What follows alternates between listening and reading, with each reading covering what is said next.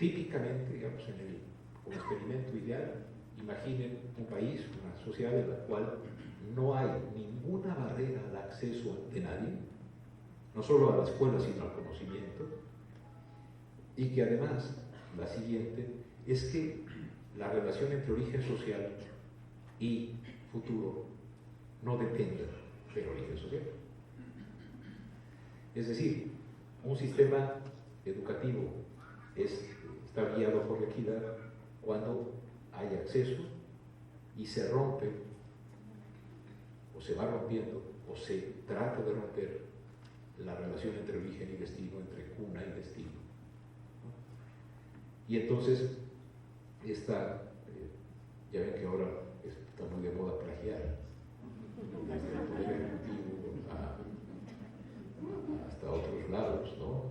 O faltarle el gran respeto a ciertas zonas de la República que se hicieron de repente japonesas, ¿no? Creo que sí pasó por acá, ¿no? ¿O no? ¿Sí? ¿Me supieron, señor? Este profesor Carlos Rafael Rodríguez me propuso eso en una conferencia así, y lo anoté, y entonces desde ahí pasemos a lo que sí. ¿Qué le pasa al contexto social mexicano donde ocurre la educación? Adelante, por favor. Si tomamos el grupo de edad de 15 a 64 años, vamos a encontrar a 5 millones de personas que son analfabetas, a 10 millones que cuando la primaria era lo obligatorio no la concluyeron, y a 16 millones más que no concluyeron la secundaria. Son 31 millones, el 43% de ese grupo de edad.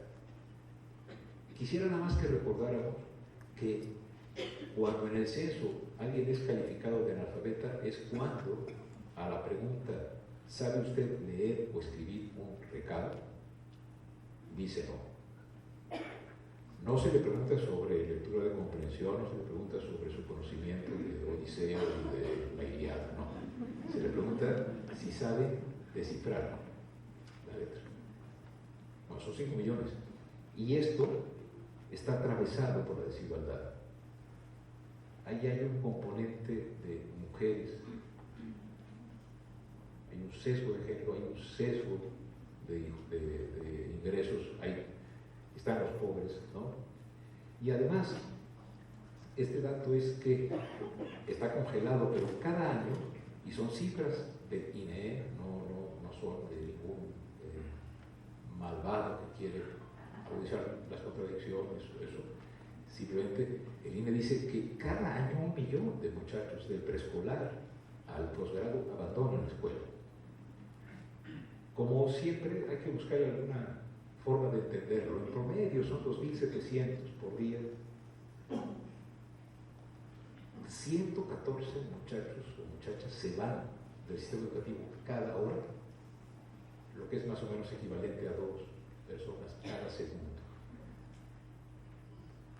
Esa es la velocidad de la expulsión que tiene el sistema educativo sobre los que recibe. Entonces, la parte de la equidad que tiene que ver con el acceso y mantenerse dentro no se cumple, la primera dimensión. Y la segunda, que es que origen no sea destino, tampoco, porque los que se están yendo o los están yendo, porque en México nuestro, si te vas o si te van de la escuela, la razón fundamental es el gigantesco barranco que nos separa, los que hemos tenido oportunidades para vivir y desarrollarnos y los que no. Entonces, si cada 2 segundos,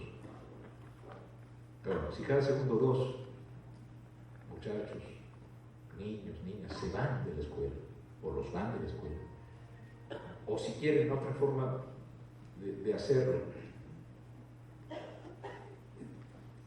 si dividimos esa cantidad de 1 millón entre salones en que quepan 30 niños o jóvenes por cada uno, son 33.000 salones. Si midiesen 10 metros y los ponemos en fila, son 330 kilómetros que cuando arranca el ciclo escolar están llenos de vida, de hormonas. En secundaria, de los muchachos que ven a las muchachas, y de las muchachas que no ven a nosotros en secundaria, sino que ven a los de prepa, porque los de secundaria estamos muy chiquitos. Son momentos en que sufre uno mucho, ¿no? Son los momentos en que uno descubre que ese otro o esa otra nos gusta, que no se la quita de la cabeza, que esa vida que ocurre en la escuela, en donde también están las paneurógamas y las criptógamas, y también está el cuadrado del primero más el doble producto del primero por el segundo más el cuadrado del segundo, pero que está la vida, que para muchísimos de nosotros esa escuela es el sitio más moderno, accesible en cualquiera de nuestras pequeñas comunidades, o en comparación con nuestras familias, un sitio en el cual hay libertad y se puede hablar sin que a uno le revienten la boca diciendo los niños se callan. Es decir, si son 33,000 salones que están repletos al inicio del curso, 200 días después están llenos de polvo, de vacíos. De ese tamaño es el problema. ¿Cómo puede la reforma haber arrancado bajo un supuesto extraordinariamente no solo injusto, sino equivocadísimo? Esto sucede por López. Yo me acuerdo de López Dóriga diciendo, pero si a mí me evalúan, o al secretario de Educación Pública, como dice Manuel Ordorica, de ese entonces, y todavía ahora parece Carlos Torrete Mola, ¿no? Que en la televisión pontifica y señalaba a los profesores. Y cuando hice el video del camión, me acuerdo que yo llegué muy preocupado al colegio, porque había escuchado en la mañana que había personas que decían que ojalá volviera Díaz Ordaz a poner orden en el país. Estaban los profesores tratando de impedir la aprobación de la ley del servicio profesional docente. La tuvieron que aprobar los legisladores en un hotel, no en el legislativo. Yo dije, a ver, ¿qué está pasando? Bueno, está pasando que esto que se olvida, esto que forma parte del problema educativo, no se tome en cuenta. Sigamos. Entonces, si recurrimos a un experto, no olvídense del profe Gil, que ya está sesgado, ya es un amargoso, inventa bochos y esas cosas. No soy yo. Recurrí a un experto que realmente es una persona que sabe muchísimo, y le pregunté, oye, ¿a qué se debe, en serio, las brechas en el aprendizaje? Entonces me dijo, mira, en el país de los que no se van, o los van de la escuela, o sea, de los poquitos que sobreviven a los 15 años de edad, ¿no? Cuando ya tienen 12 años de escuela, me faltó una E, perdónenme, ¿no? 4 de cada 10 no leen bien ni escriben. Y en matemáticas, 6 de cada 10. Entonces, pero me dice, pero ¿sabes qué, Manuel? Cuando se hace esa evaluación, no se mide lo que pasó ese año ni ese mes, sino lo que se ha aprendido a lo largo de la vida. Y sabemos los que hacemos investigación sobre esto, que el 50% de lo que se aprende y se refleja en ese examen es extraescolar. Y solo el 50% es en el contexto y en el contorno escolar. Pero de ese 50%, de ninguna manera es solo ni principalmente la acción del profesor o de la maestra, porque todo proceso educativo es un vínculo entre profesores, estudiantes, programas, infraestructura, luz, agua, baños, programas de estudio, etc. Y entonces me dijo, en México, como tú sabes, la mayoría de los estudiantes pobres van a escuelas con carencias muy graves de todo tipo. Y en consecuencia, siguió su argumento, explicando esto, y yo me imaginé a Otto Granados, el secretario actual, diciendo: maldito radical, pones en peligro el futuro del país, de los niños, del PRI. Ha de ser Alberto Arnauto, uno de sus cuates, ¿no? ¿Saben quién es este experto? Por favor, es Eduardo Macro, el consejero presidente del INE.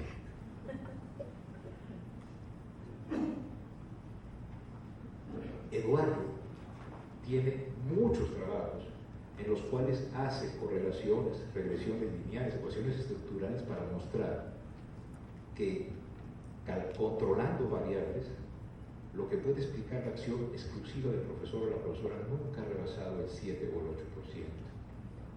del total de la explicación. ¿Por qué no estos cuates como Eduardo, por qué no dieron un manazo y dijeron: esta evaluación no tiene sentido? ¿Por qué no ejercieron su autonomía? ¿Por qué dejaron que nos pasara tanto y tanto daño? Si eso, como expertos lo saben, no es, para desgracia de otro, radical.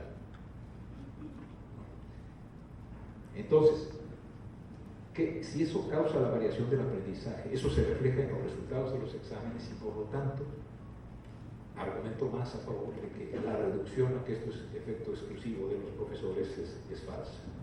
Sigamos. ¿Con qué cara y desde dónde, desde qué altanería se puede decir que este profe no es idóneo? De veras, veamos la imagen, la campana, las tablas, los chavos de la escuela multigrado. La escuela la construyó la comunidad, al profe le dan de comer ellos. ¿No? ¿No es idóneo? Aquí. ¿No? La que sigue, por favor.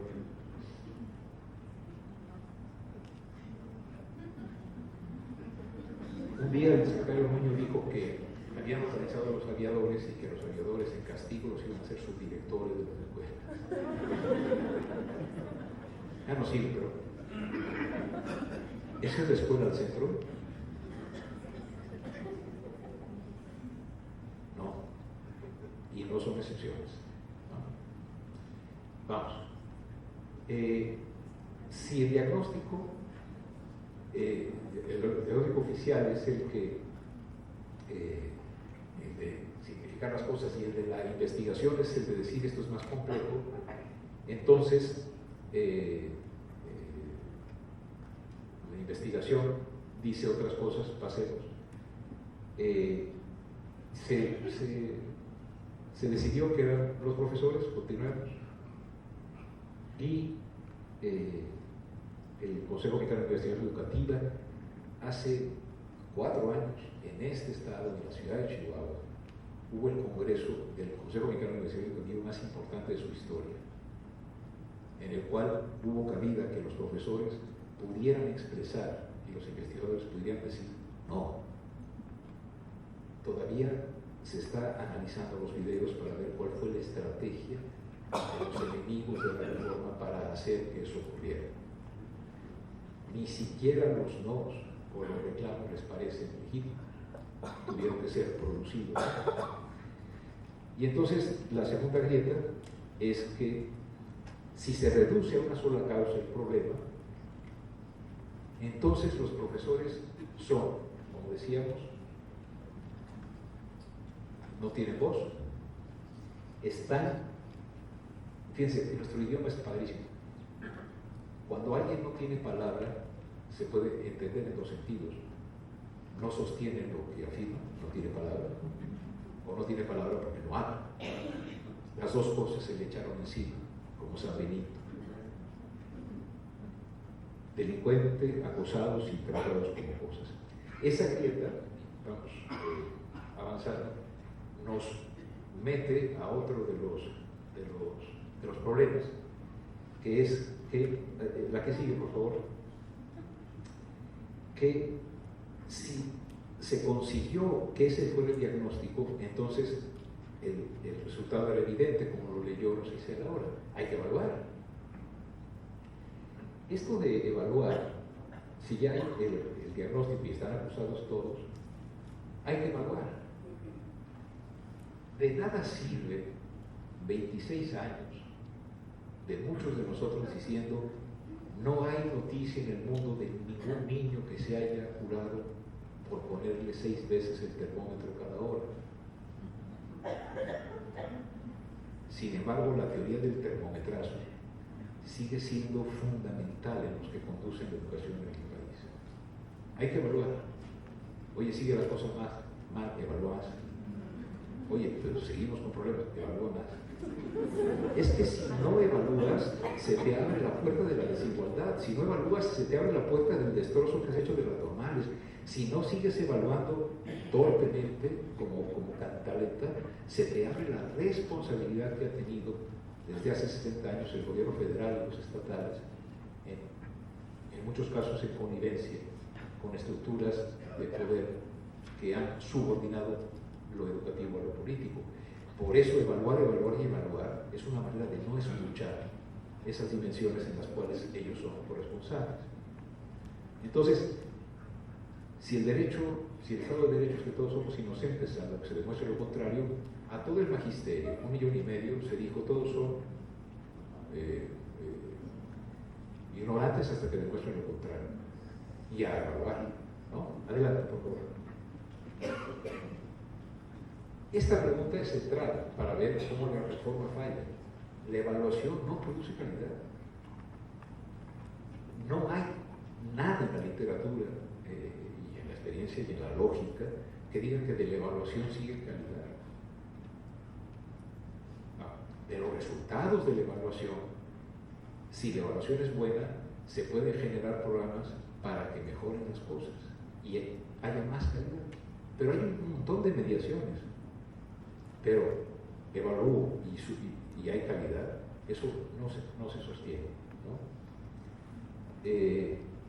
Y se decía, tiene que ser una evaluación con dientes, de alto impacto, ¿no? Sigamos. Y entonces la tercera, de 8, es una falla en los cimientos, que consiste en que la confianza que se ha tenido en la evaluación y que esta genera calidad, conduce a uno de los principales problemas de esta reforma, que el que sale bien evaluado en el examen va a ser un buen docente. Que este es un indicador de la buena docencia.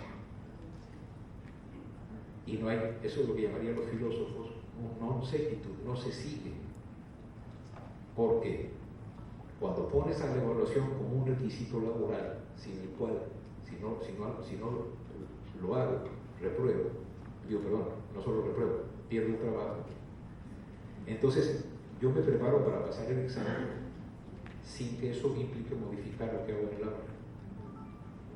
Y si eso ocurre, el vínculo entre evaluación y calidad no se sostiene y por lo tanto la evaluación se convierte solo en un mecanismo de control. Pasemos a la que sigue. Pasemos rápido en esta, ¿no? A ver, si uno ve la reforma, se da cuenta que, por ejemplo, era necesario hacer una modificación de esta naturaleza a las condiciones de trabajo, modificando el 73 constitucional, diciendo que los profesores van a regular sus relaciones por la ley del servicio profesional docente, lo cual los tiene en un régimen de excepción. No están en el 123, ni en el A, ni en el B, sino en el SPDF, ¿no? En el servicio profesional, ¿no? Algo así, ¿no? Servicio profesional SPD, algo así. Es decir, si se tuvo que hacer eso, pero es que había que aplicar simplemente la ley. El que no trabaja no cobra. Había que decir, el que falta 3 veces seguidas sin justificación se va. Y 3 veces en un mes, como dice la ley, se va. Y el que no llega a la escuela o no hace bien su trabajo en términos de... Sí, se va. Se ejerce la autoridad. En vez de ejercer la autoridad, se ejerció la evaluación como recurso de autoridad. ¿Por qué? Porque la autoridad estaba comprometida en la complicidad de medio siglo. No es cierto, como dice Ornelas, que el sindicato haya colonizado a la SEP. No es cierto que la SEP y las SEPs hayan sido enormes, maravillosas blancas palomas burocráticas que procuraban la buena educación, y de repente llegó un lobo maldito y los colonizó. No, es parte de lo que constituyó al Estado mexicano corporativo. Es un acuerdo, es una complicidad. ¿Por qué no se resuelve por el grado de romper la complicidad? Porque al romper la complicidad no le rompe solo los dedos a tu cómplice, sino a ti también. Y ese problema político es muy importante mantener. Hay muchísima corrupción, por supuesto, pero nada de lo que tengan los sindicatos fue arrebatado, fue concedido. Y fue concedido a cambio de favores políticos. Eso no está bien. Lo que tampoco está bien es que se diga que eso fue causa de unos señores que vinieron y eran malos. No, así estaba estructurado el andamiaje educativo. Y entonces, al usar la evaluación para control laboral, hace una de las cosas que a mí me ha dolido constatar al trabajar con los profes, ¿no? Que si tienes el trabajo, pues es fue INE, y si quedaste destacado fue la SEP. Entonces, la SEP encontró, incluso con la autonomía del instituto, una manera de decir, yo no fui. Es más, el INE dice, yo tampoco, porque los que hacen la evaluación son tus pares. Y porque además los que hacen la rúbrica pues son expertos, pares tuyos.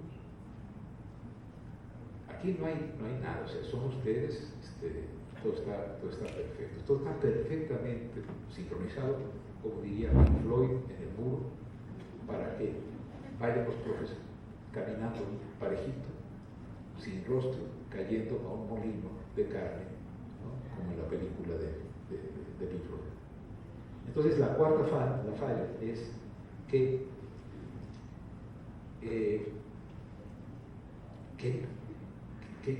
van los profesores y las profesoras por necesidad de mantener sus hijos a pasar la evaluación sin que pase nada en el aula.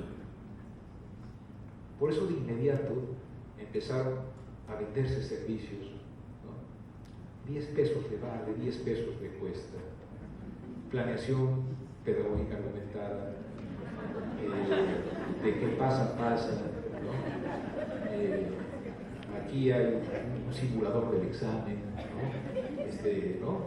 Entonces, todas estas cuestiones hablan de que lo que se ha puesto es un problema en el cual pasar la evaluación es indispensable sin que eso modifique lo que pasa en el aula.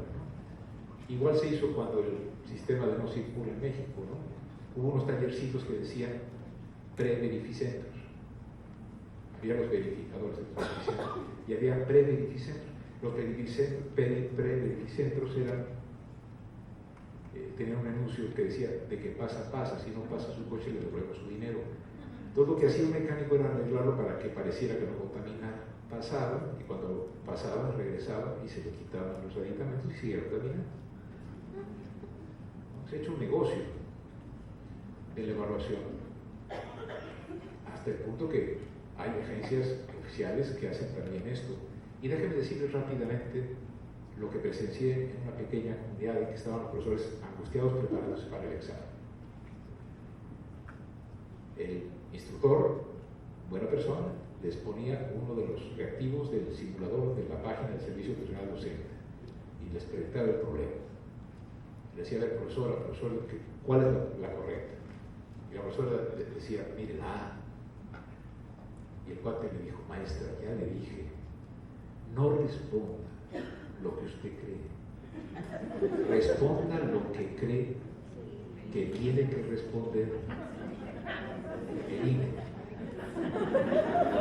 Entonces, la evaluación del magisterio es un sistema de aprendizaje a través de las vidas de lo que el INE cree que debe uno responder. Es verdaderamente vergonzoso.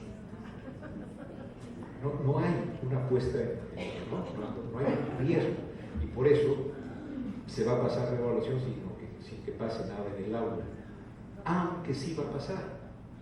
¿Por qué? Porque adelantito veremos cómo esta evaluación como recurso para regular las cosas descansa en dos asuntos más. Pasemos más rápido. La anterior, por favor. Son 9, ya va, para que Roberto pueda hablar y podamos ir a tomar o mezcal, que está más feo que la bronca, ¿no? A ver, hay una amenaza.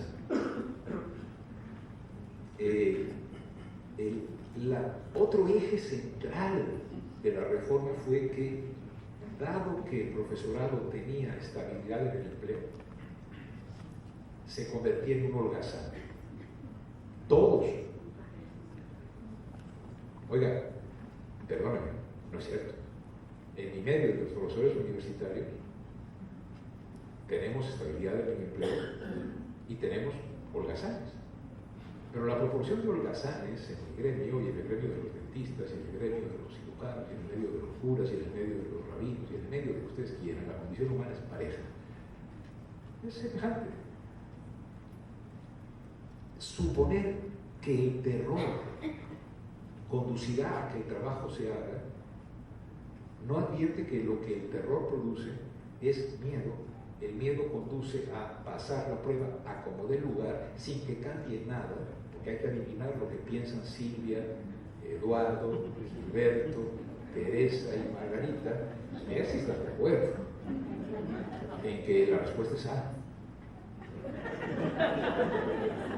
Y cuando le decía el profesor, el por favor, de veras, por favor, no piense en su grupo, va a reprobar.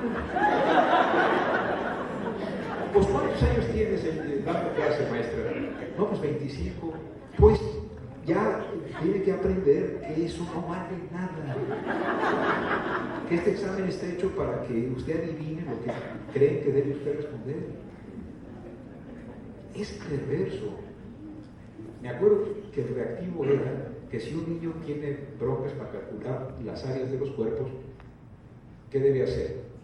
Voy a inventar. Opción A, darle coscorrones. Opción B, hacerle que haga 10 veces la tarea. Opción C, reportarlo a la dirección. Opción D, encargarle que en la tarde, cuando vuelva su papá del trabajo, en un cómodo Audi, y llegue a la mansión que tiene en Santa Fe, le ayude al niño o a la niña a calcular las áreas de los cuartos de su casa. Esa era. Porque desde la lógica de Nuño, de Videgaray y de todas estas grandes luminarias, la cosa está mal porque los papás no se comprometen con los hijos, porque son una hora de desobligar. No, espérate, güey. Se tienen que ir a las 5 de la mañana a meterse por la ventana al metro y vuelven reventados a las 11. Si a las 11 lo está esperando el niño y le dice, oye papá, ¿cuánto mide el área de la casa? El papá lo que le va a decir es, para eso vas a la escuela, güey. Pero aunque sea, el papá no sabe. Pero además, ¿cómo le haces para calcular el área de una casa indígena celtal en Chitaltic? Cuando tiene numeración vigesimal, porque el hombre tiene 20 dedos, y Huidic sí se dice 20 porque Huidic se dice hombre. Base por altura sobre 2, señor. Pi por radio al cuadrado. Cuando en este país la mayoría de los niños que están en la escuela están superando la educación de sus padres. Pero es que la OCDE y las tecnologías de la educación dicen que el papá, oiga, están comprometidos con sus hijos, los quieren entrañablemente, hagamos otra cosa, hagamos círculos de estudio con los padres, hagamos otras cosas, pero no diga usted que la correcta es la de cuando la maestra sabe que si le dice a los niños, vayan y pregunten a sus papás, lo que sus papás van a decir, para eso te mando a la escuela, la maestra tiene razón. Y cuando el coordinador le dice, olvídese de lo que hace, lea la guía, hombre. ¿Qué no se fijó? Página 87 del libro sobre la desigualdad en México. Y en nombre de la desigualdad y las grandes obras progresistas se hacen evaluaciones que no tienen sentido, ¿no? Pero eso sí, hay que meter miedo. Del miedo, colegas, nunca ha salido un proyecto pedagógico. Del miedo lo que ha salido es miedo, abyección y sometimiento. Esta reforma se basa en el sometimiento al miedo.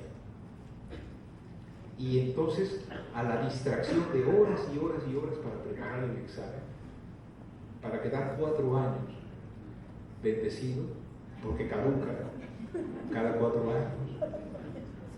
Y volver a ver si soy destacado, si soy inocente, insatisfactorio. Fíjense ustedes los términos en el español. Usted es insatisfactorio, oigan.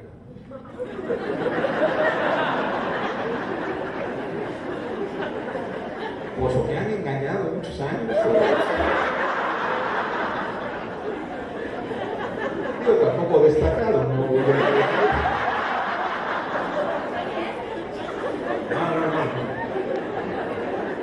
Ya baja, pero sincero. Pero sí creo que esta parte de la espada de Damocles tiene, déjame, esta falla, esa falla estructural es que si tú logras clasificar a una persona, si tú logras clasificar a una persona, rompes al mundo. En México tenemos diferencia entre ser y estar, en inglés no.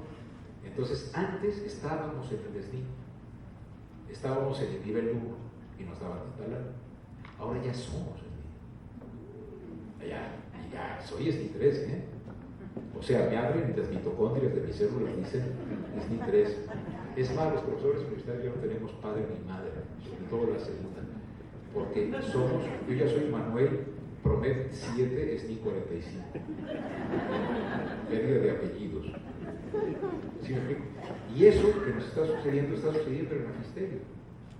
He estado en escuelas en que los papás han hecho revueltas pidiendo que a sus hijos los atienda el profesor destacado, no esa insatisfactoria que está preguntando.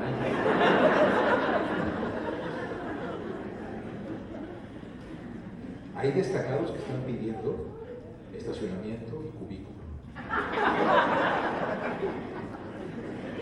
¿Se dan cuenta, colegas, la perversión, no educativa, sino la perversión disolutiva que está generando este neoliberalismo?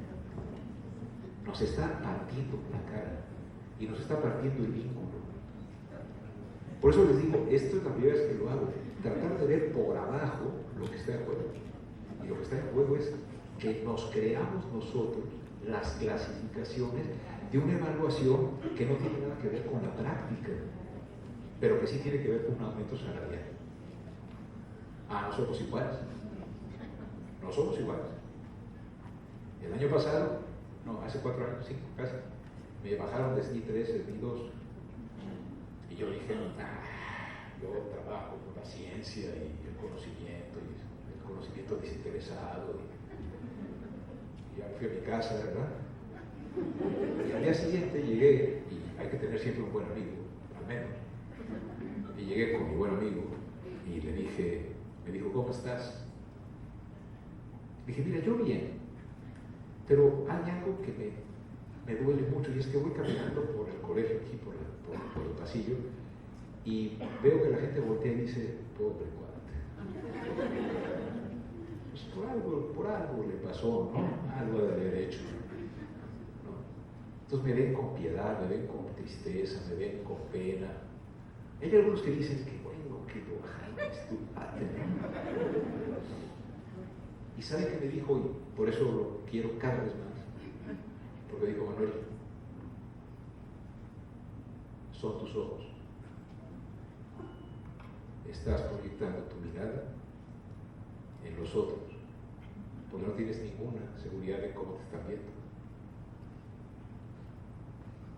Yo estaba metiendo en la mirada, en las miradas, mis ojos que me reclamaban porque yo había sido incapaz de ser satisfactorio para estar en el nivel 3. Me había comprado la clasificación. Un régimen político es legítimo y sólido en la medida en que nosotros nos compremos la clasificación arbitraria que nos ofrece como natural. Ese es el proyecto de fondo de esta reforma.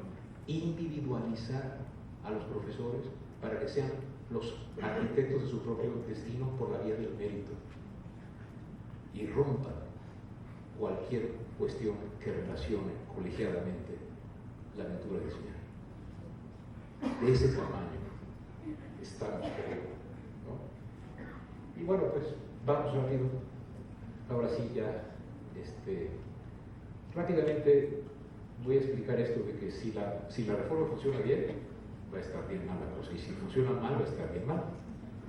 ¿Por qué? Concedamos, ¿no?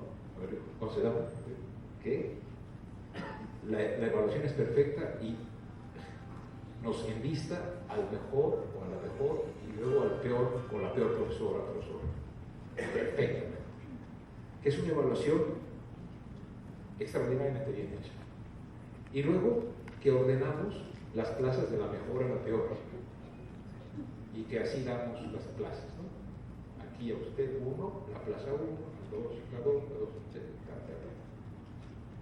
Si eso ocurre, concediendo todo esto que estamos concediendo, la reforma educativa que han planteado va a ser regresiva, porque le va a volver a dar más al que más tiene y menos al que menos tiene.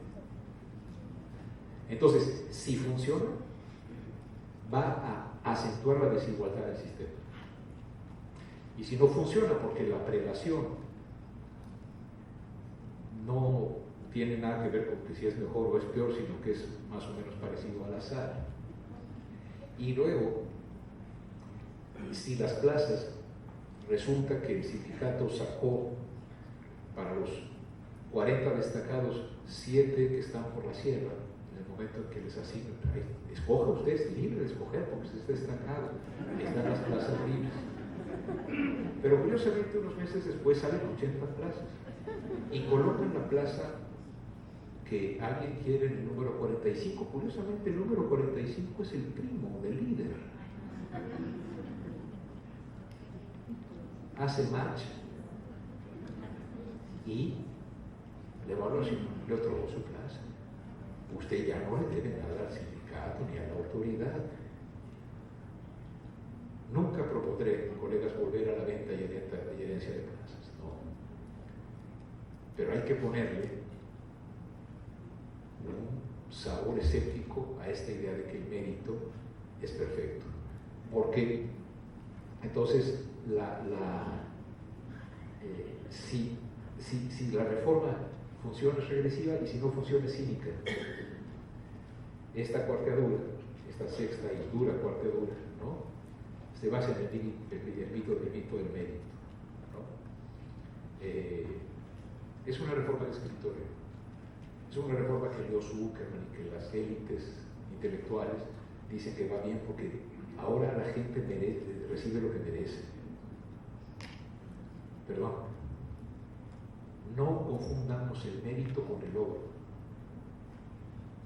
El que logra más puede tener menos mérito que el que logra menos, porque depende del punto de partida. Si confundimos mérito y logro y decimos que el mayor logro es más meritorio, entonces estamos haciendo sobre la desigualdad más desigualdad. Esto nos coloca en un problema grave y serio, que es, si no es por venta y herencia de plazas, si no es por conocidos y por favores recibidos, y el mérito también tiene líos, bueno, vamos a discutir, sobre todo a nivel regional y local, cuál es la mejor forma de distribución razonable y por el bien de la educación de las plazas. Pero no digamos que con el mérito queda todo listo, porque además así se dice, ya cada profesor recibe la plaza según sus méritos. Y la siguiente pregunta es durísima, y se le puede hacer al presidente cuando dice el presidente que el profesor va a recibir la mejor plaza. Perdón, ¿usted está diciendo una república en la que hay plazas mejores que otras? El sistema educativo tiene puestos mejores que otros. A ver, espérenme. ¿Cómo? No, es que sí, fíjense, es aceptar que tenemos una predación de mayor a menor calidad de puestos de trabajo y la vamos a asignar al mayor o menor resultado de la evaluación. Es un problema muy grave este. La séptima, por favor, es que si el orden de los factores altera el producto, y miren esta maravilla, ¿no? Si la pregunta de la profesora no hubiera sido mejor el modelo y luego nos evalúan, y mi estudiante es en Finlandia, aquí se pone primero el pavimento y luego el drenaje. 5 años evaluando y 1 año para el modelo. Y está en fase piloto, y en agosto del próximo año, pasadas las elecciones, se va a echar a andar en primero, tercero. Oiga, y entonces, ¿contra qué evaluar? Es que el otro modelo era memorístico. Ahí les va. Hay 3 tipos de punto: punto y seguido, punto y aparte, y punto y final. Blanco y negro, los niños repiten. De repente un niño levanta la mano y le dice: maestra, ¿por qué no nos enseña a aprender? Y se levantan rayos y centellas como de la África, se pone a color la televisión y los niños empiezan a jugar con el volcancito ese de las ávivas picots que salen de la evolución. ¿Dónde está ocurriendo la reforma educativa? En la tele, en los medios, en la mente de la clase media que no manda a los hijos a la escuela pública, en la rebelión de las élites que dice: por fin, ¿no? Como mexicanos primero, ya hemos puesto orden en eso. Oiga, ¿dónde va su hijo? No, estudia en Atlanta, porque no sé todos.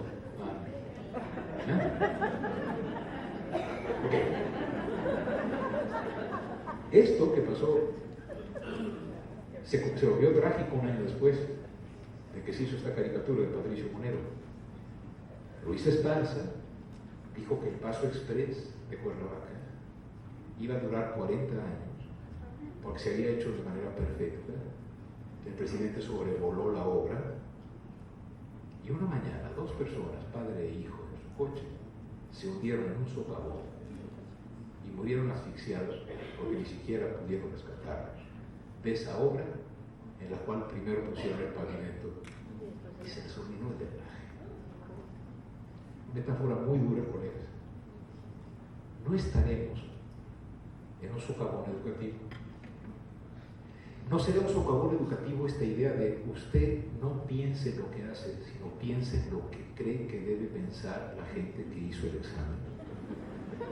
No es un socavón, no es un barranco decir que para conservar el empleo no tengo yo que ser creativo y trabajar, sino lo que tengo que hacer es pasar un examen y subir unas evidencias. Como decía Alberto Arnaud, llorando me lo dijo: Manuel, mis mejores profesores fueron ágrafos. No sabían escribir. ¿Cómo que no sabían escribir? Sí.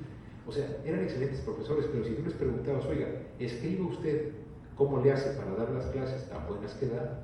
Pues el profesor no sabía cómo. Es como preguntarle a Messi cómo mueve la tibia y el peroné para hacer el quiebre. No, señor, yo lo sé hacer.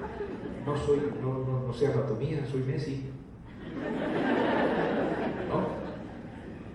Es decir, pedir a la gente que escriba lo que hace, en vez de ir a ver lo que hace, es la clave que hace diferente las cosas. Y además, ya está probado. en el Congreso de San Luis, del INE, del COMIE, perdón, Eduardo Báez, Alicia Civera y Armida, no olvido su apellido, ¿saben qué hicieron? Tomaron a 15 profesores de rurales, etcétera, al azar, nada más para hacer una prueba, y a ver, esto es insatisfactorio, satisfactorio, destacado, buena, mala, etcétera.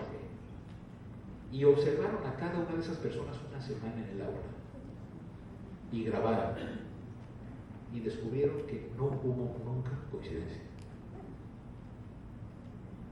porque el destacado en el examen, por ejemplo, era un muchacho maravilloso que había estudiado durísimo pedagogía, pero que nunca había pisado un salón de clases.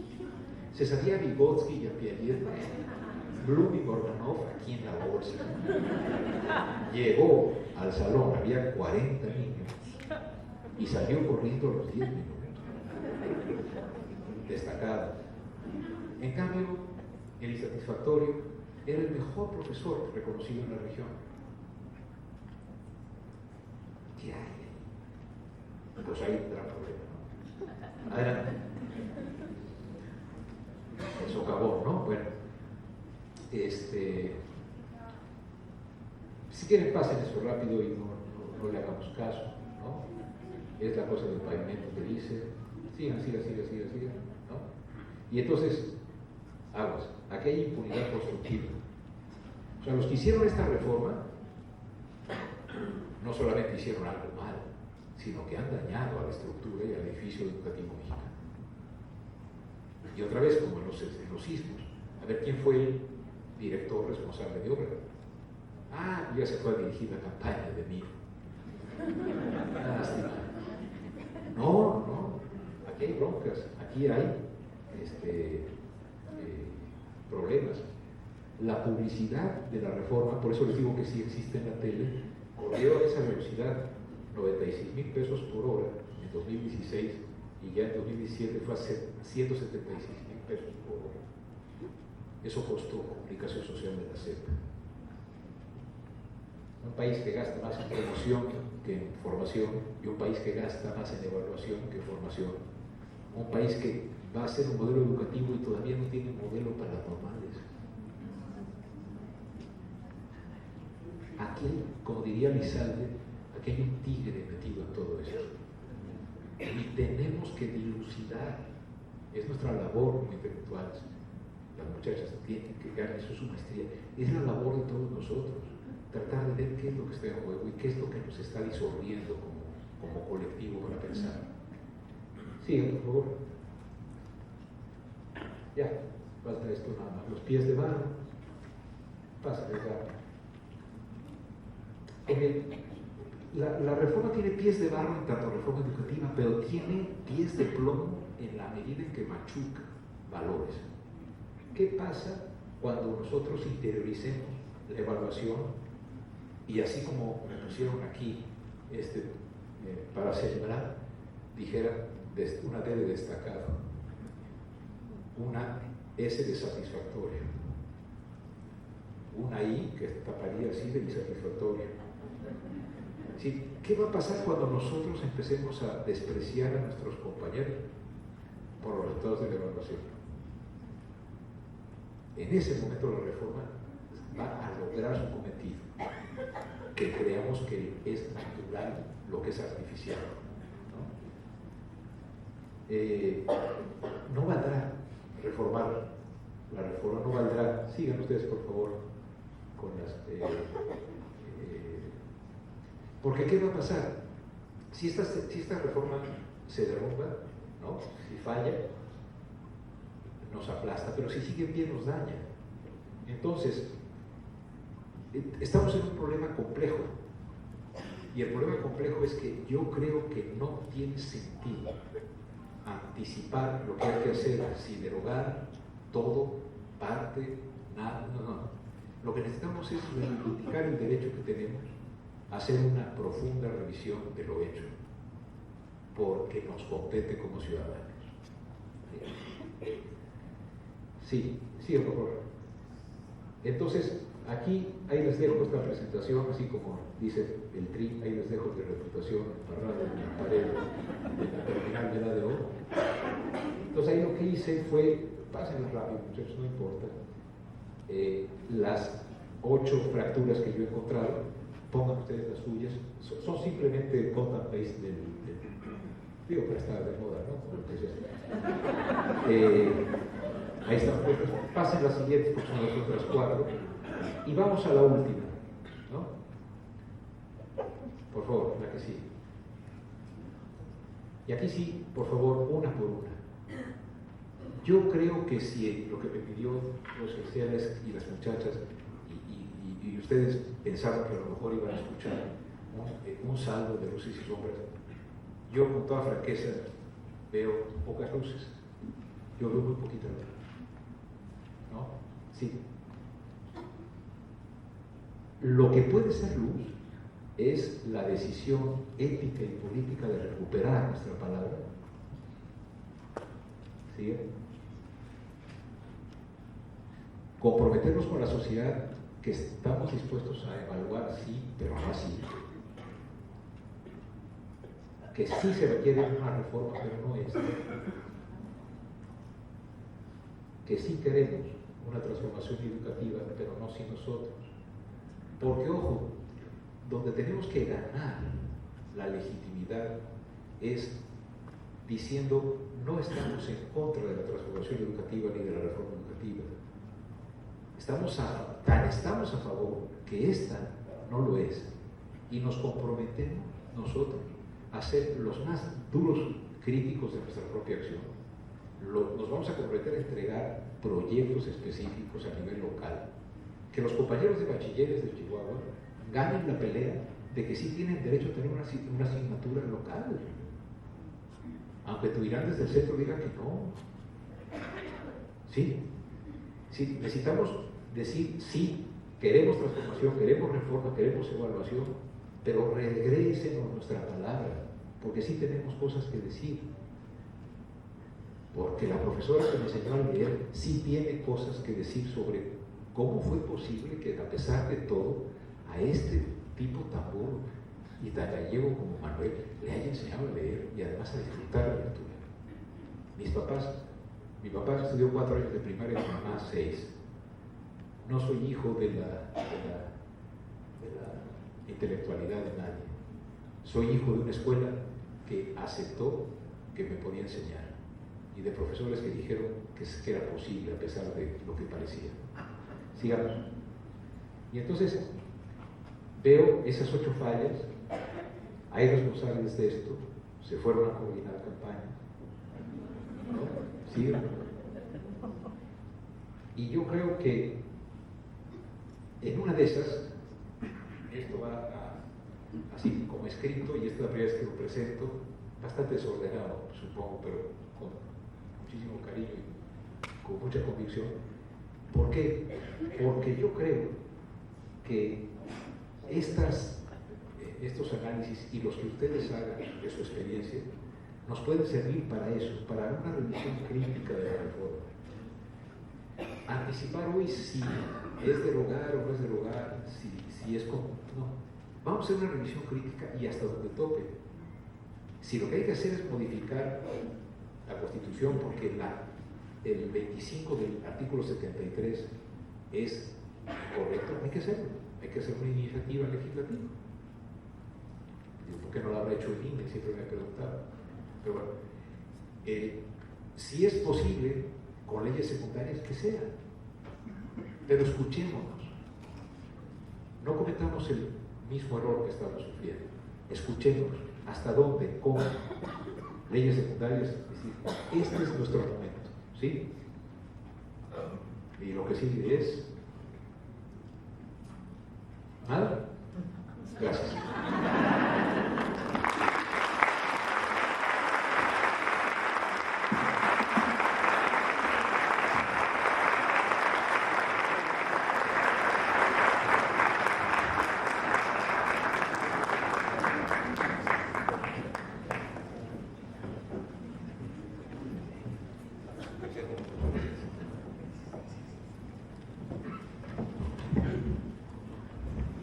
Vamos a dar la palabra ahora a un amigo del Centro de Investigación y Docencia, porque quiero decirles que laboró por algunos años en nuestra institución.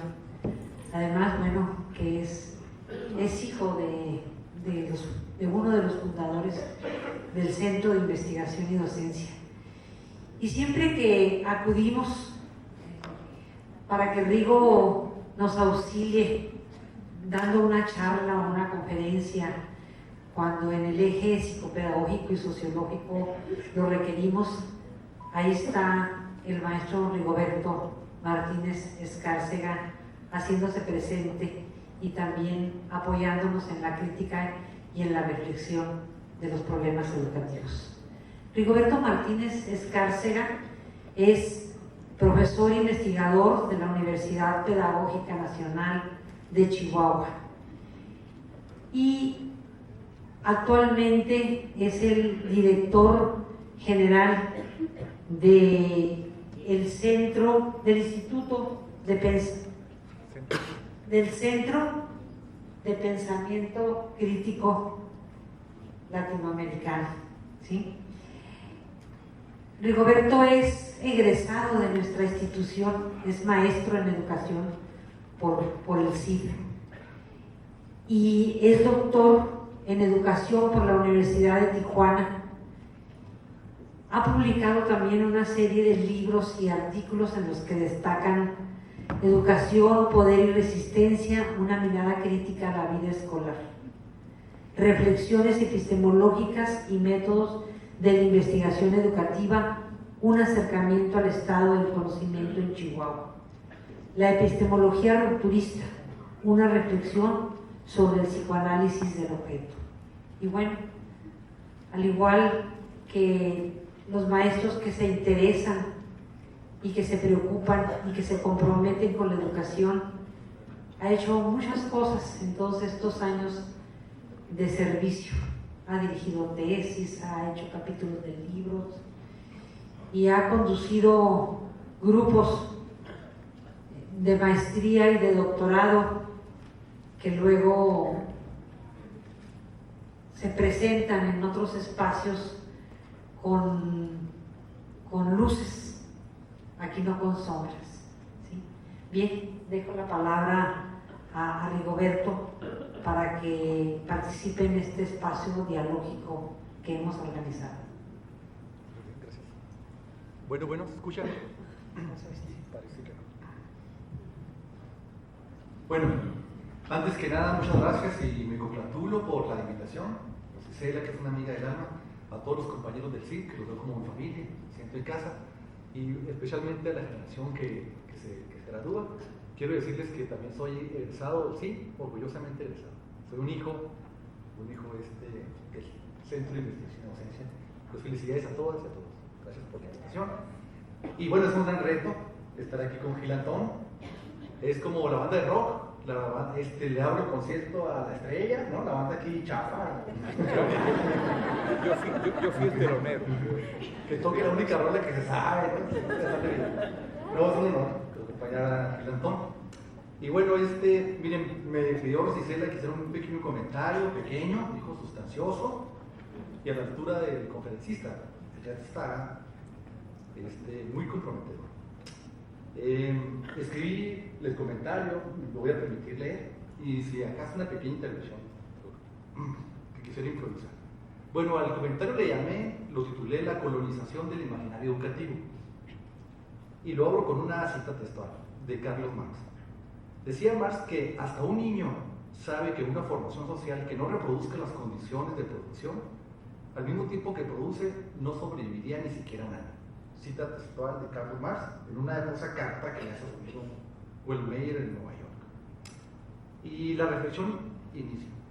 Todo proceso de colonización se compone de un ejercicio coercitivo y un ejercicio persuasivo del poder. El ejercicio coercitivo del poder está asociado a la violencia y a la imposición arbitraria de la voluntad del más fuerte sobre el más débil.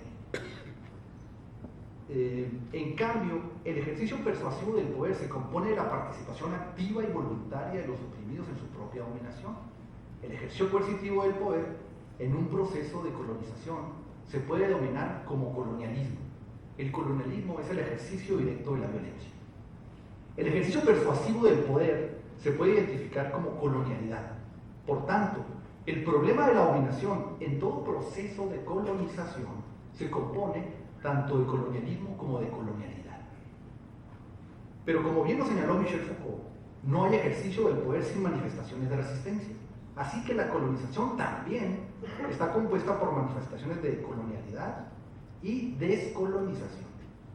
La decolonialidad, con un prefijo de que viene de la deconstrucción, hay una corriente de pensamiento latinoamericano al respecto, hace referencia a un proceso de reflexión colectivo para hacer visibles las estructuras subyacentes que articulan todo proceso de dominación. En cambio, la descolonización, con un prefijo des, es una práctica colectiva de contraviolencia de clase que hace posible y pone en acción la construcción de un mundo menos desalentador. La educación, como todo proceso social, no está al margen de los procesos de colonización. También en la imposición e implementación de toda reforma educativa están presentes las relaciones de poder, elementos de dominación, colonialismo y colonialidad, y elementos de resistencia, decolonialidad y descolonización. El colonialismo en la educación se hizo patente con la imposición arbitraria por parte del Poder Ejecutivo en México de una reforma al artículo 3º constitucional y sus leyes reglamentarias totalmente antipopular.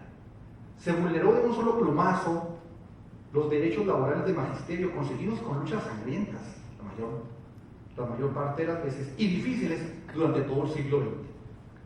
El contrato colectivo y la figura formal de sindicalización, en los hechos, se hizo añicos. Ahora el Estado puede emplear y desemplear de forma unilateral y arbitraria a los trabajadores de la educación.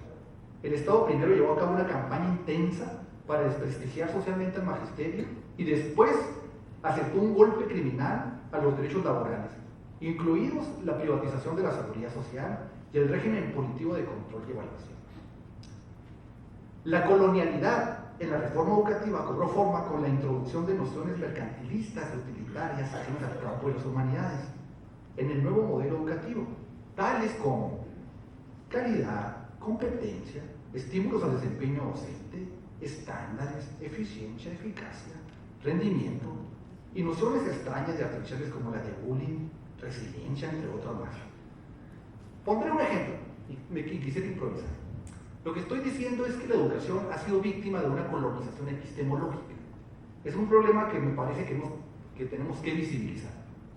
Ejemplo de una especie de colonización epistemológica es la noción de calidad. El concepto de calidad apareció hoy en esta reforma educativa.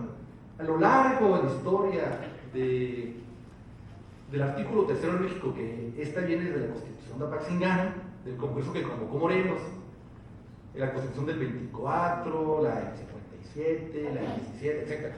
Nunca había aparecido esta noción de calidad. Recuerden ustedes, en la educación, el periodo cardenista era socialista, después se hizo laica, gratuita, obligatoria, pero por primera ocasión en la historia de este país, por primera ocasión, aparece la noción de calidad, nada más y nada menos que en la Carta Magna, en el artículo 3º constitucional. Bien, muy bien. Esta noción de calidad viene nada más y nada menos que del ámbito de la ingeniería industrial, de las ingenierías. Y en la ingeniería emergió como una necesidad de controlar los procesos productivos. Esto quiere decir que cuando un fabricante va a producir una mercancía, pues lo primero es que tiene un modelo teórico, Los ingenieros hacen un modelo de la mercancía, carros, zapatos, antes de producirla. Es el primer momento. El segundo, pues, es la producción de la mercancía y finalmente el producto. Entonces hay que comparar el modelo teórico con el producto. Y entonces ahí surge lo de la calidad, en una escala del 1 al 10. Si el producto es exactamente igual al modelo, pues tiene un 10. Un 10 en la calidad. Y si el producto no se parece al modelo, entonces hay un error, una falla en la producción. ¿Y a quién hay que castigar? Pues al obrero, porque el obrero no está siguiendo las indicaciones para que salga idéntico el modelo al producto. Obviamente que esta medición es cuantitativa, y aquí el culpable pues es el obrero. ¿De acuerdo? Entonces, esta noción de calidad se extrae de manera arbitraria del ámbito de la ingeniería industrial y se lleva al campo de la educación. Entonces a nuestros funcionarios, que les dio por ser ahora ingenieros industriales, aplicaron esta noción de calidad y se les olvidó un pequeño detalle, pero es un pequeño detalle, insignificante, que no trabajamos con materia inorgánica, sino con seres humanos, y que en los procesos intervienen una multiplicidad de factores culturales, económicos, políticos, históricos, sociales, que hacen que no sea el maestro el único culpable. Entonces, esta noción, digamos, tan lineal de la educación es un proceso, dije yo, de colonialidad. Lo peligroso no es que estos ingenieros que hoy se han dedicado a ser funcionarios educativos o que están administrando la educación como si fuera una fábrica, lo peligroso no es que ellos nos impongan estos conceptos, que ellos los traigan de manera contraria al campo de las humanidades.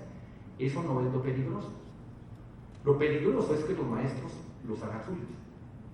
Que un ingeniero quiera manejar una escuela como si fuera una fábrica, ese es su problema, porque es ingeniero. No lo podemos acusar porque así fue educado y ese es su imaginario sobre cómo sería administrar una escuela. Pero que una maestra y que un maestro empiece a imaginarse la educación como un proceso productivo, ese es un problema de colonialidad. ¿De acuerdo? Porque estoy participando yo mismo en mi propia dominación. Ese problema epistemológico es un problema de racionalidad, una racionalidad instrumental que se ha implementado en la escuela, en la cotidianidad de la vida escolar. Este es un problema fundamental, nodal en la reforma educativa. Pondré otro ejemplo para no improvisar más, para que ustedes vean lo absurdo de esta nueva lógica instrumental. Miren, hice una pequeña investigación muy sencilla que usted puede replicarla porque es público. Lo hice con 2 escuelas primarias de la ciudad de Chihuahua. 2 escuelas que son públicas y que son federalizadas.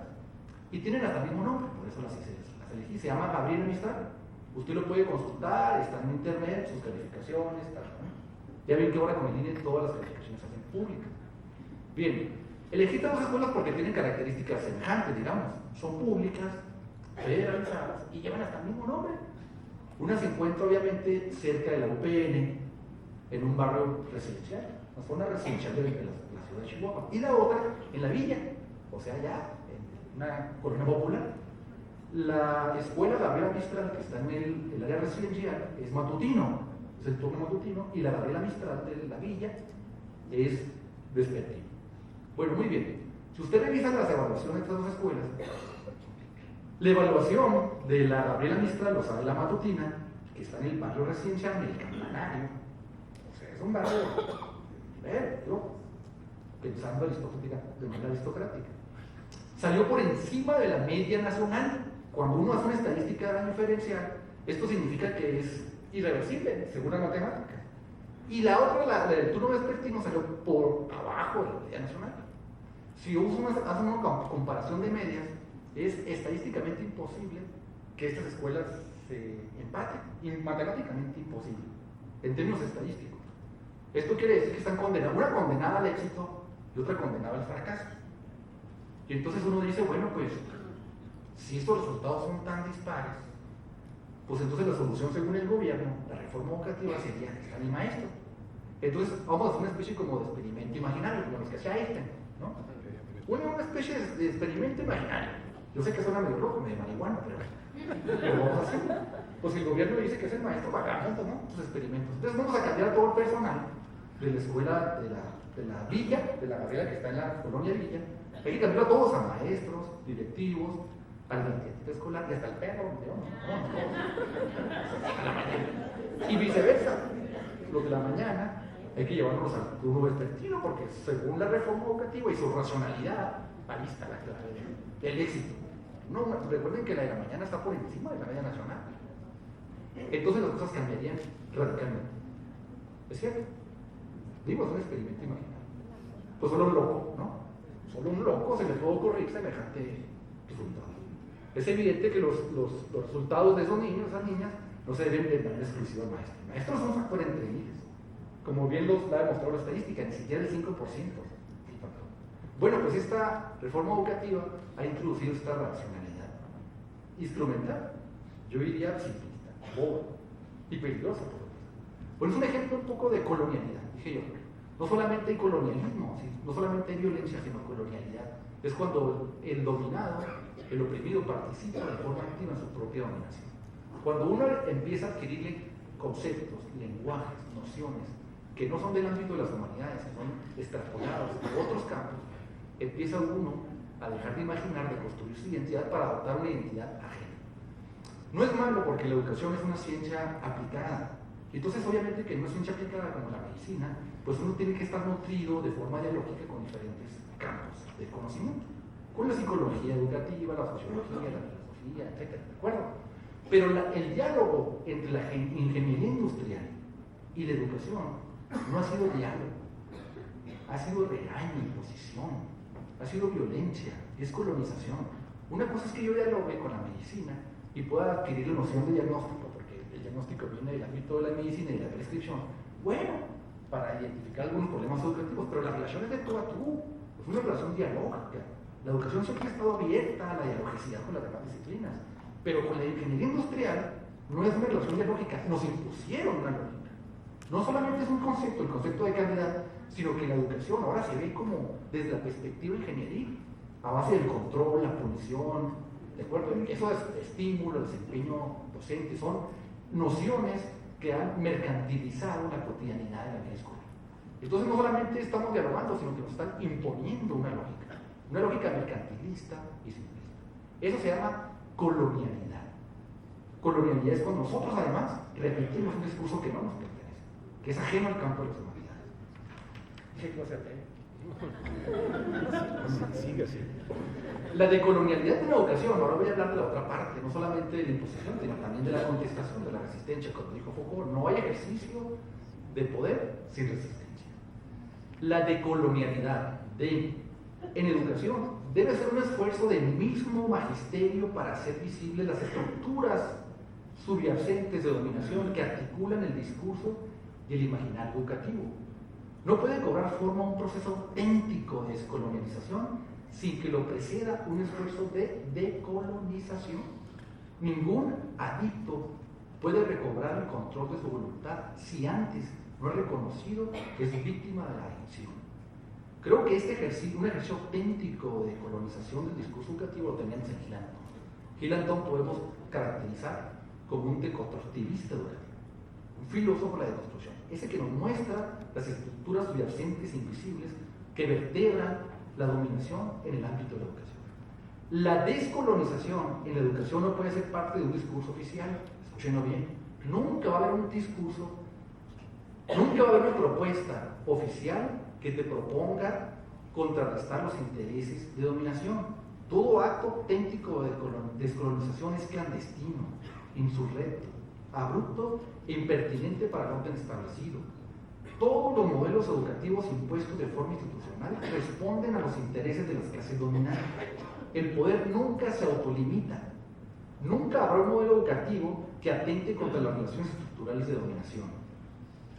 La descolonización es una contraviolencia organizada de clase, pacífica, pero violencia, frente a una violencia mayor. Los oprimidos siempre debemos tener presente las palabras de Franz Fanon. La violencia solo se inclina ante una violencia mayor. Frente a la violencia de la colonización que hemos padecido, hagamos posible la descolonización educativa. Gil Antón, gracias por ayudarnos a construir imaginarios de colonia.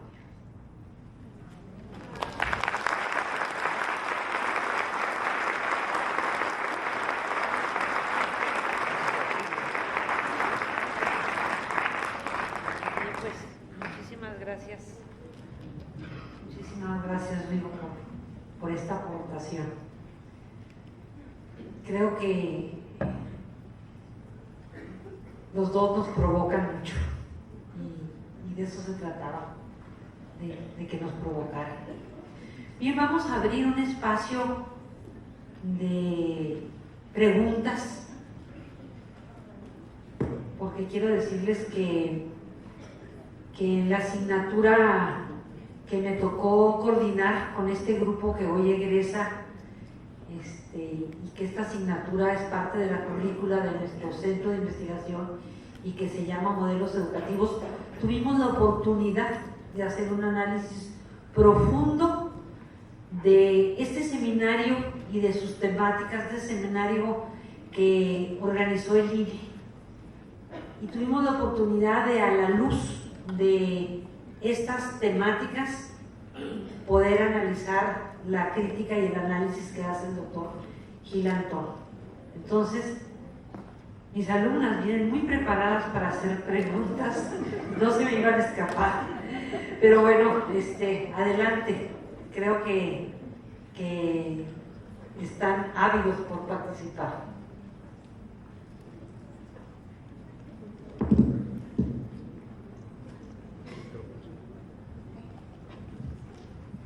Buenas noches, acá en Senado. Soy profesor de Escuela Federal Insurgentes, turno vespertino. Mi nombre es Adrián Montes. Una pregunta, yo he sido víctima, se podría decir, de la parte de la evaluación. Desde el inicio del ganarse la plaza he pasado por más de 4 o 5 evaluaciones. Todas han pasado, ¿verdad? Lo cual finalmente obtuve mi plaza. Sin embargo, ¿qué va a pasar después con esas personas o con esos maestros que acabamos de ingresar y que en algún momento se pueda revertir este tipo de reforma, hablando en la cuestión laboral? Nosotros estamos en una especie de limbo donde no sabemos si estamos dentro o si vamos a quedar fuera en cualquier cambio que venga, ¿no? Hablando sobre las elecciones próximas. Entonces me gustaría saber cuál es la opinión que tiene usted sobre los maestros que se están preparando y que en algún momento van a hacer exámenes de oposición. ¿Cuál es el panorama que se tiene de los que aún no consiguen una plaza docente?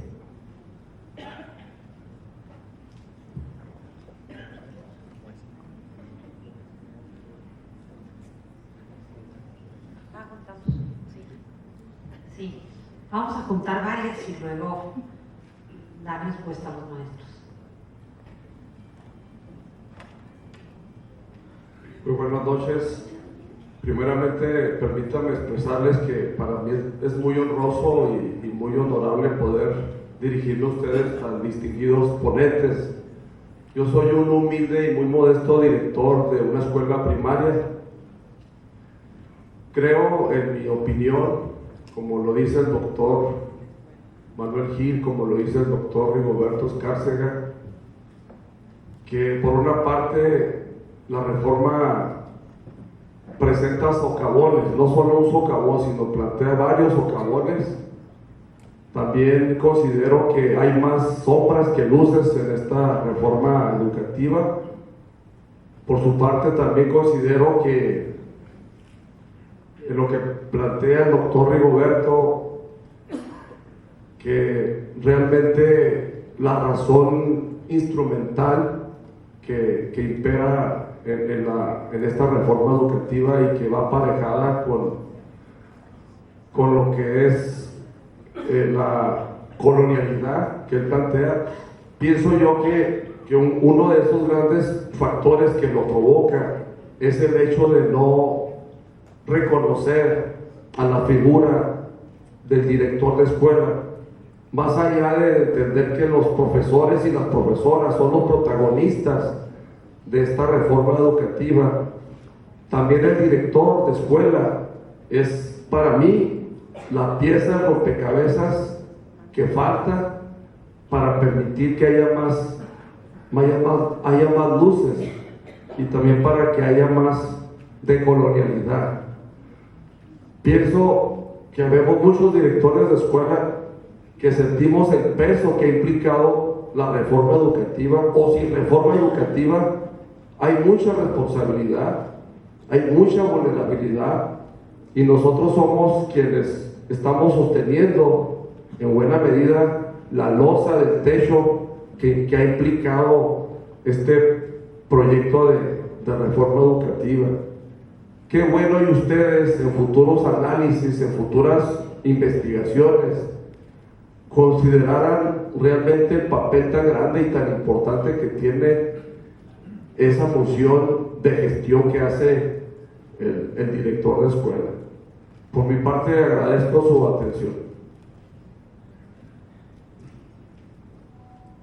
Buenas noches. Mi nombre es Ricardo Zavala, igual que yo creo que todos, primero agradecer la posibilidad de compartir con ustedes. Y es una pregunta con bastante jiribilla porque es en relación al sindicato. En su opinión, ¿cuál debe ser o cuál es el futuro de las organizaciones sindicales? Me refiero al CENTE específicamente y a esta COACH, porque pues pertenezco a los dos e incluso he tenido oportunidades de participar en la organización en el CENTE. Pero estamos en el extremo porque hay quienes opinan que debe desaparecer y otros que insistimos que debe mutar, si me permiten el término, para adaptarse a esta nueva realidad. Porque en este ánimo marxista, que por supuesto le es natural al maestro, o debería ser natural, no podemos renunciar jamás al hecho de que la única posibilidad que tenemos como gremio de mantenernos unidos, y creo que va esta humilde pregunta, esta participación, sin ninguna pretensión, va muy de acuerdo a lo que dijeron. Por un lado, quitarnos o dejar de consumir esta ideología dominante, que ya lo estamos viendo. Ahorita creo que era el doctor Gil, hablaba del futuro. ¿Qué va a pasar cuando el maestro lo asuma? No es el futuro, perdónenme, pero ya está ocurriendo. Entre nosotros ya hay quienes se creen más que el otro, porque lo evaluaron y salió destacado. Y se rompen incluso relaciones de amistad de años en razón de esto. Entonces sería la pregunta muy concreta: ¿cuál es o cuál debe ser la viabilidad del sindicato? Gracias. Muy buenas noches. Mi nombre es Laura Patricia Grajeda Rivera. Soy alumna del primer semestre del doctorado en Ciencias de la Educación del CID. Primeramente, felicitar al doctor Gil Antón. Es un honor para mí estar esta noche aquí en este evento. Es muy grato y muy comprometedor, doctor, todo lo que usted ha dicho. Yo soy supervisora de educación primaria. Por concurso. Gracias, sí. No, es que ya Sí, doctor. Perdón, no es falta de respeto, es que te oíamos y no sabíamos quién eras. Gracias. Pero es una bronca de nuestra vista cansada. No se preocupe. Sigue, por favor. Muy bien, gracias. Por concurso, y hemos seguido el proceso de los docentes, hemos advertido pues todas estas deficiencias, ¿verdad? En esta cuestión de los procesos de evaluación que usted mencionaba, pero creo que desde nuestra postura o desde nuestro ámbito de competencia, cada uno pues debemos hacer lo posible dentro de lo imposible. Tratar de contagiar a los maestros en el sentido de que se preparen. Yo pienso que lo mejor que podemos hacer como maestros, como docentes, si queremos un mejor país, si queremos derrumbar de alguna manera este tipo de colonizaciones, como mencionaba el doctor Rigo, es precisamente prepararnos. La pregunta obligada sería, doctor, ¿cómo visualiza usted esta reforma educativa después del término del sexenio?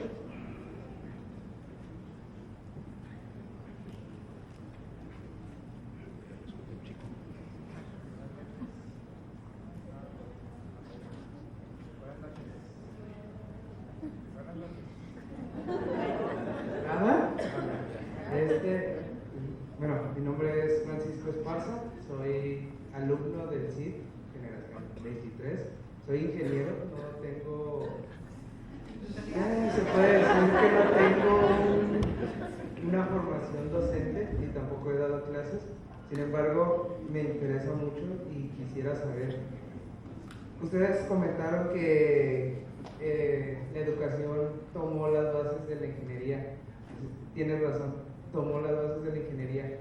Sin embargo, creo que no es posible adecuar la ingeniería con